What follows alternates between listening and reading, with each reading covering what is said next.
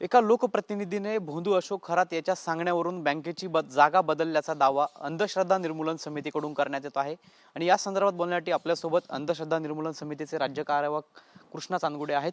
आपण दावा करतायत की एका लोकप्रतिनिधीने भोंदू अशोक खरात याच्या सांगण्यावरून बँकेची जागा जी आहे ती बदलली आहे। नेमकं कुठली बँक आहे आणि कोणता लोकप्रतिनिधी आहे आणि बँक आता कुठे होती आणि कुठल्या ठिकाणी नेण्यात आली?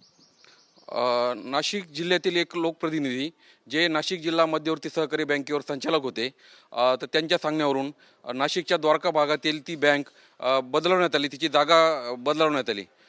खरं म्हणजे याचं कारण अत्यंत अंधश्रद्धायुक्त आहेत, अंधश्रद्धेला खतपाणी घालणार आहेत आणि अत्यंत निंदनीय आहेत।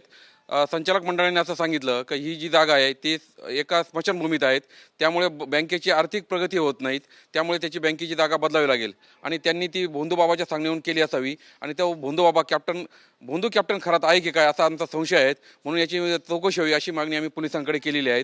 आणि ती सदरची बँक आहे त्या ठिकाणी बंद होऊन एवढी बहुमजली जी बँक होती, देखणी बँक होती, भव्य बँक होती, ती द्वारका या ठिकाणी बंद करून CBS या ठिकाणी नेण्यात आली।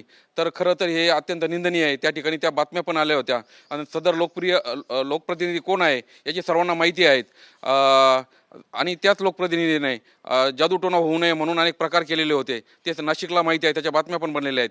तरी ही जी माहिती आहे ही आम्ही संशय व्यक्त केलेला आहे की ही खरी आहे असा आमचा दावा नाही, याची चौकशी व्हावी अशी मागणी आम्ही अंधश्रद्धा निर्मूलन समितीतर्फे पोलिसांना केलेली आहे। नक्कीच अंधश्रद्धा निर्मूलन समितीने देखील या संदर्भात काही पाठपुरावा केलाय का? कुणाच्या सांगण्यावरून नेली होती आणि कधी नेली होती? ही बँक कधी द्वारका येथून CBS या ठिकाणी स्थलांतरित झाली? साधारणतः हे 10-15 वर्षापूर्वीची घटना आहेत आणि ती बँक आता बंद आहे आणि ती विक्रीला पण काढलेली होती। त्याला नाशिकल्या सामाजिक संघटना आणि अंधश्रद्धा निर्मूलन समितीने विरोध केला होता आणि त्या बँक बंद झालेल्या आहेत। आणि आम्हाला असं वाटतं की ते आता हे प्रकरण या भोंदूबाबाच्या निमित्ताने परत आता ऐरणीवर आलेलं आहे, तर पोलिसांनी याची सखोल चौकशी करावी अशी मागणी अंधश्रद्धा निर्मूलन समिती करत आहेत। तुम्ही आता काय पत्र दिलं, त्याच्यामधलं आशय काय नेमकं? बँकेचं कोणता लोकप्रतिनिधी, काय तुम्ही नाव सांगू शकाल? नाही, हे सगळं आम्हाला संशय आहे, त्याच्यामुळे कोणत्याही लोकप्रतिनिधीची आम्ही बदनामी करणं इच्छित समजत नाहीत। पोलीस यंत्रणेचा तो भाग आहे आणि पोलीस यंत्रणेने जर ती चौकशी करून ते सत्य समोर आलं तर त्याचं नाव आम्ही जरूर घेऊ, परंतु सध्या हे आम्ही कोणाचं नाव घेत नाही। परंतु NDCC बँकेचे ते तत्कालीन संचालक होते एवढं मात्र आम्ही या निमित्ताने सांगू इच्छितो।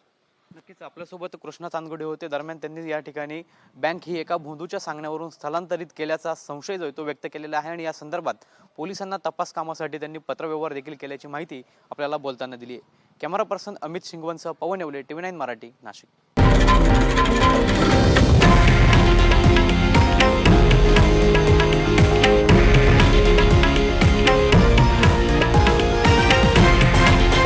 हे आहे देशातील नंबर 1 न्यूज नेटवर्क आणि आपण पाहत आहात TV9 मराठी, एकमेव।